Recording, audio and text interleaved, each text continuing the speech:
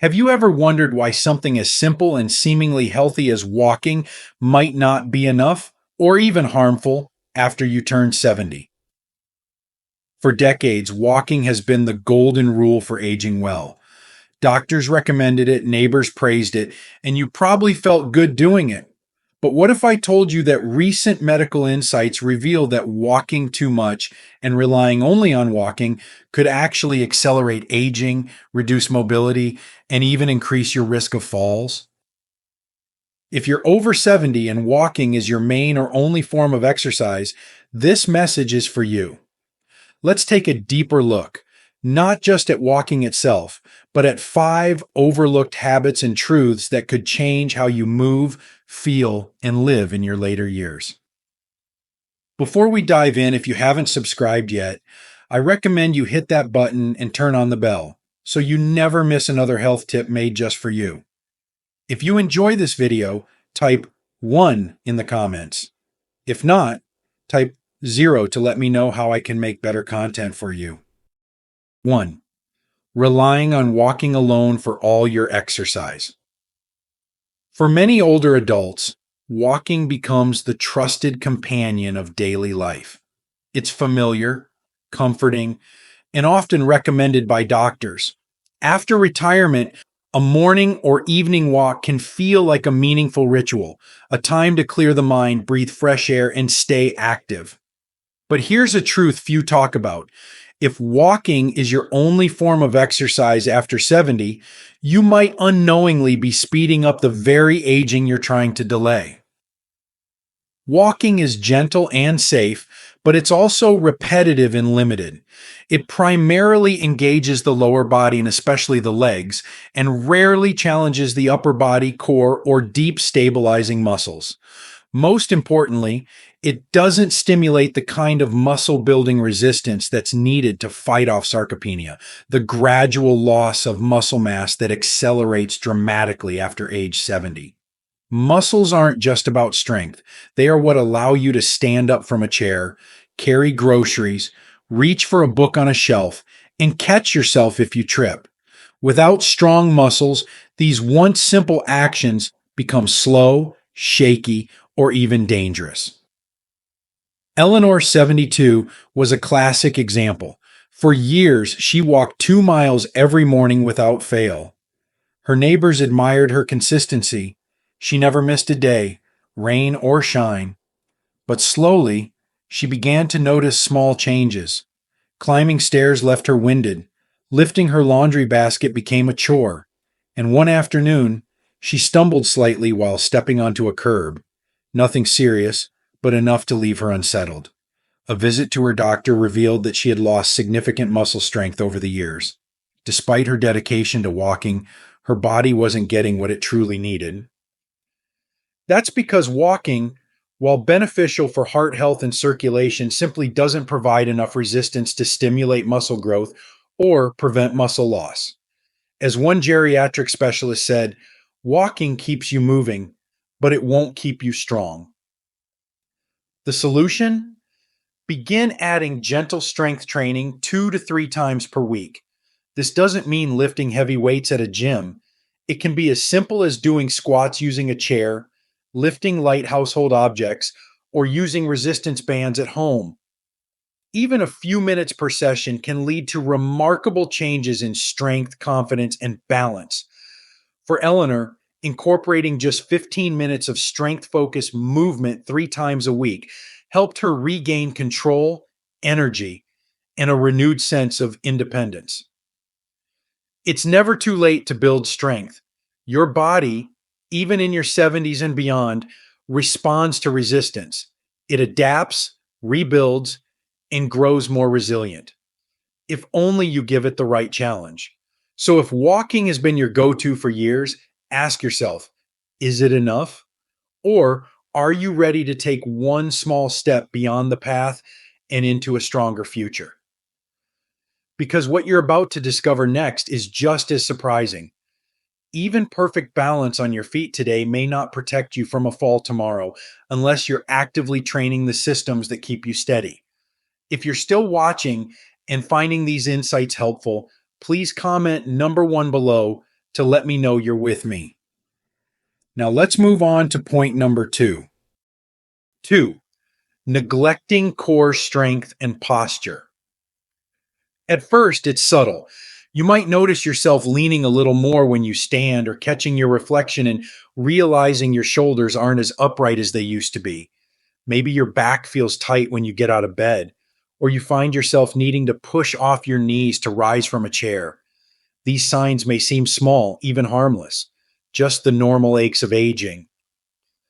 But what they're really telling you is this: your core, the center of your strength and stability, is weakening, and so is your posture. Many seniors assume their core is only important if they want a flatter stomach or stronger abs.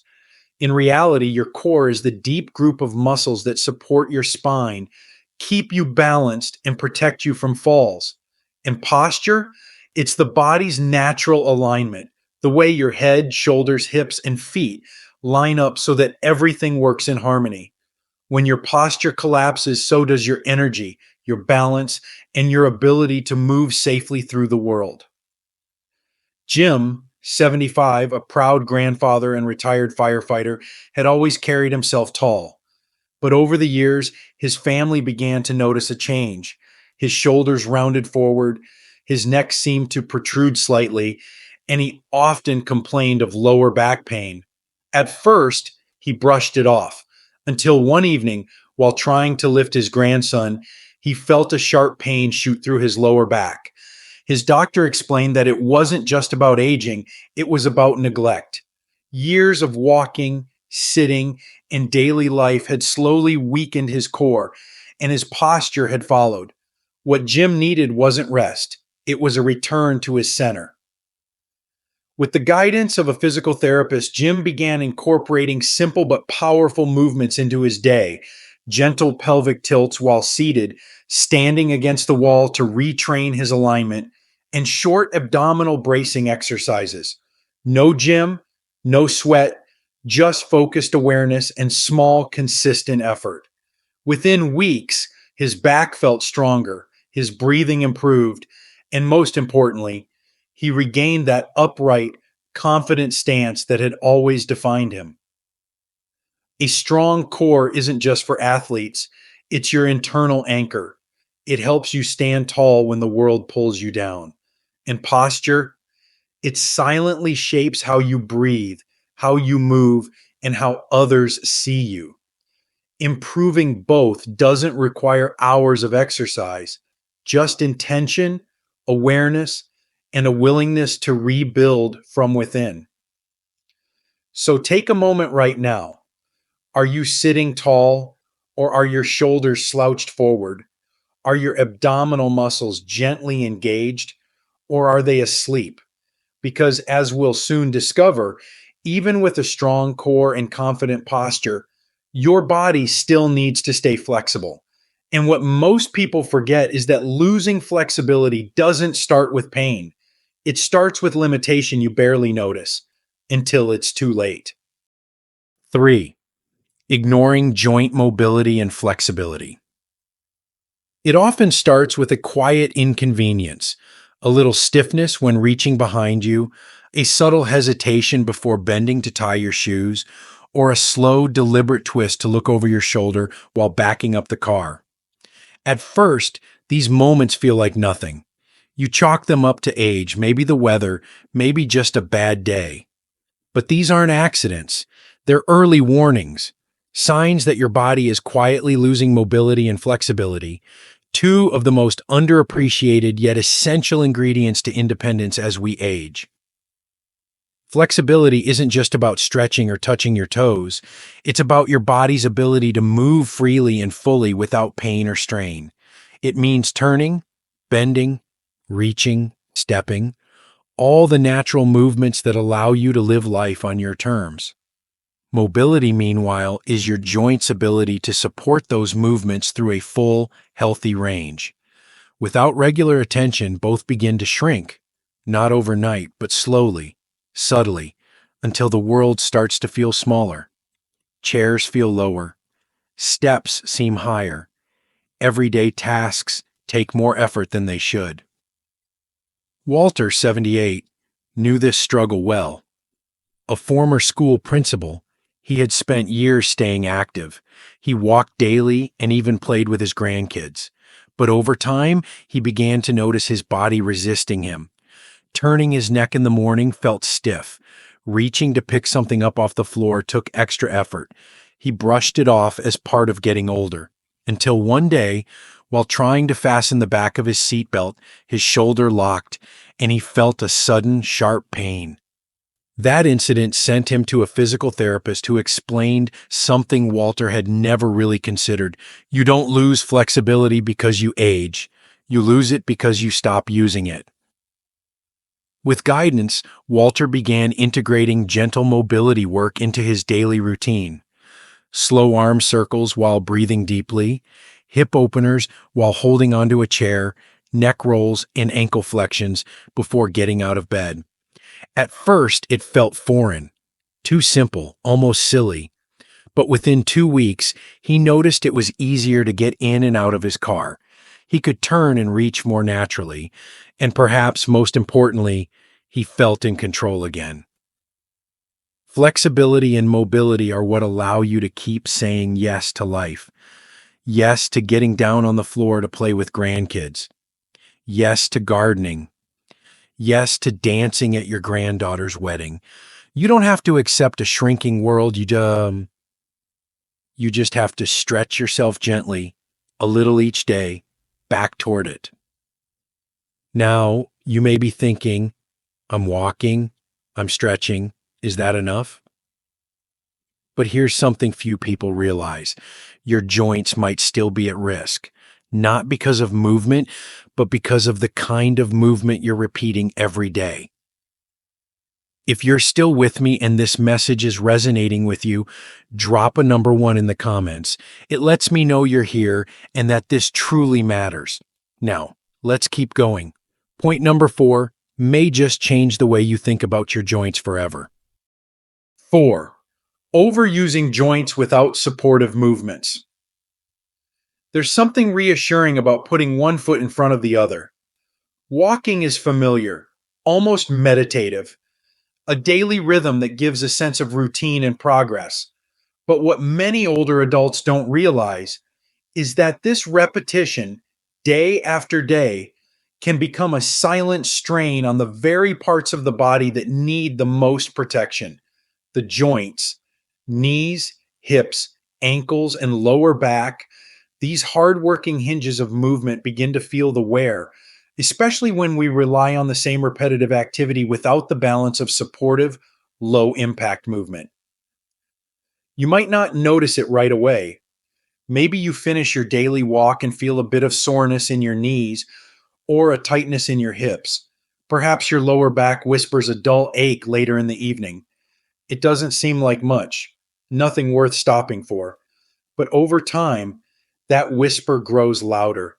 That minor ache becomes stiffness, the stiffness becomes pain, and soon, the very walk that once felt good begins to feel like a chore. Raymond, 77, experienced this slow unraveling. For years, he prided himself on his brisk morning walk. It was his way of staying healthy and clearing his mind. But as the months went by, he started noticing discomfort in his knees and fatigue in his back that lingered long after his walks. He began to dread the activity he once loved. When he finally brought it up with his doctor, the advice surprised him. You're not walking too much. You're just not supporting your joints enough in other ways. That was a turning point. Raymond learned that cartilage, the cushioning in our joints, naturally wears down with age. And when the same joints are stressed repeatedly without variation, inflammation and pain are almost inevitable. His doctor recommended incorporating low-impact, joint-friendly movements into his weekly routine. Raymond began swimming twice a week, cycling on a stationary bike, and doing gentle stretching on his off days. It wasn't about doing less. It was about moving smarter. Within a month, Raymond felt the difference. The soreness faded. His posture improved. He could walk again, not just with ease, but with enjoyment. His joints, once strained, now felt supported and cared for. This is the truth most people miss. It's not about avoiding movement. It's about choosing the right kind of movement for where your body is today, not where it was 10 years ago. Our joints are resilient, but they need variety, recovery, and gentle strength to thrive. So if you've been pushing through joint pain or brushing it off as just getting older, ask yourself, what are you doing to support those joints that carry you through every step of life? Because what comes next might surprise you. It's not about your muscles or your joints at all, but something even more overlooked: the quiet role of the mind, the heart, and the human need for connection during movement. 5. Walking alone without mental or social stimulation. There's a kind of peace in walking alone. The world slows down, the noise fades, and your thoughts find room to wander.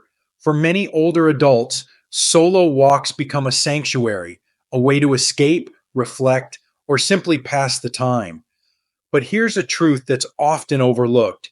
As nourishing as solitude can be, too much of it, especially in later life, can become a quiet form of isolation.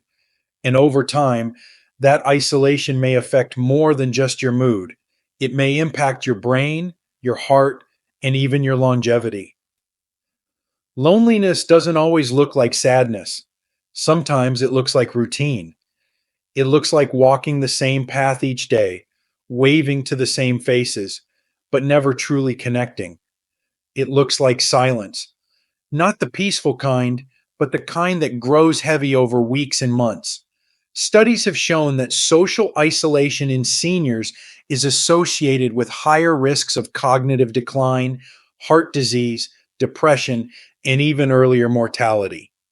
Movement, while critical, is only part of what keeps us healthy. The other part: connection, engagement, purpose.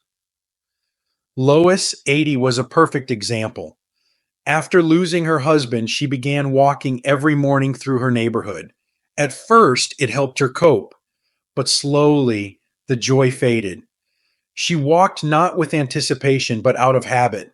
She rarely spoke to anyone. Her steps felt heavier, her spirit quieter. Her daughter began noticing changes: a lack of interest in hobbies, forgetfulness, less laughter. It wasn't until Lois joined a local senior walking group, encouraged by a friend from church, that things began to shift. The first walk felt strange, being with others, talking, listening. But by the second week, Lois found herself looking forward to each outing. The miles felt shorter, the air lighter. She laughed again. She felt visible again. What changed wasn't the walk itself, it was the presence of people, a shared rhythm, a story exchanged, a small joke. These moments may seem insignificant, but they are vital to the human spirit. Walking with others, or even with a purpose like listening to music, a podcast, or an audiobook, can transform a mechanical routine into a meaningful ritual. It can keep your mind stimulated, your heart engaged, and your soul connected to the world around you. The path to better health is not just measured in steps, but in the company you keep and the thoughts you carry with you along the way. Movement is healing, but movement with meaning is powerful. So the next time you lace up your shoes, ask yourself, who's walking with me? If not in person, then in spirit, in sound, in thought. Because as you'll soon discover, aging well isn't just about moving the body or connecting the heart. It's also about aligning all of it with the deeper purpose that keeps us truly alive. And that purpose may be far closer than you think. 6. Losing sight of purpose and intention in movement. There comes a point, often quietly and without warning, when movement becomes automatic. You wake, you walk, you go through your routine, one step in front of the other, one task after the next. It's not that you're inactive. In fact, you may be moving every day, But the question that matters most, the one we often forget to ask, is why? Why are you moving? What are you moving toward? As we grow older, it's easy to slip into patterns. Familiarity offers comfort, and routine can feel like stability. But without intention, even the most active lifestyle can begin to feel empty. Movement in and of itself is not the goal. The real purpose lies in what that movement allows you to experience, the people it brings you closer to, the places it enables you to go, and the dignity it helps you preserve. When we lose sight of the purpose behind our movement, we risk turning effort into exhaustion and activity into mere existence. Take Howard, 81, a former music teacher who once filled every room with energy and song. After retirement and the passing of his wife, he kept walking every day around his block. He told his doctor he was staying active, but deep down he felt adrift. The days blurred together, and walking began to feel more like an obligation than a joy. It wasn't until his grandson asked him to teach a beginner's piano class at a local community center that something shifted. Suddenly, Howard's steps had meaning again. He walked not just to move, but to get somewhere. He stretched not just for health, but to sit at the piano longer. His body became part of something larger, a life reawakened by purpose. Purpose doesn't have to be grand. It could be as simple as walking so you can keep tending your garden, so you can attend your granddaughter's recital, so you can remain independent in your home. Intention turns routine into ritual. It transforms a stretch into self-respect, a walk into freedom, and a breath into presence. Without it, even the healthiest body can feel tired. But with purpose, even the most fragile body can feel alive. So if you've been walking just to fill time, stretching because you're supposed to, or moving simply out of habit, pause. Ask yourself, what am I really moving for? Who am I becoming stronger for? What moments do I want to stay present for? Because in the end, aging isn't about holding on to the past. It's about moving forward intentionally, with heart, with strength, and with purpose, toward the moments that still matter and the life that's still waiting for you. And that, perhaps, is the most powerful movement of all. The true meaning of movement after 70. At this stage in life, the way we move is no longer just about exercise. It becomes a mirror of how we live. Every step, every stretch, every breath we take carries meaning, not just for the body, but for the soul.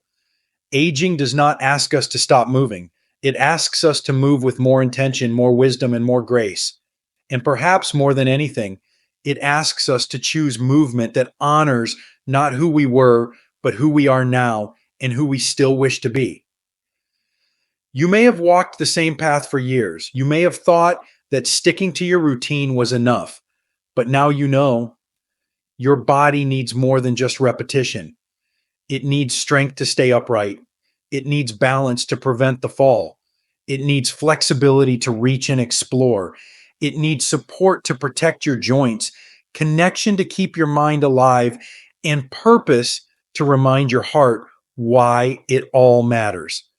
The good news is none of this requires perfection, and it's never too late to begin. Change does not demand leaps, just small, consistent steps taken with care. You have the power to shift the story of how you age, not by doing more, but by doing what matters most. Start where you are. Choose one new habit, one small adjustment, a little more strength, a little more stretch, a little more connection. These are not exercises.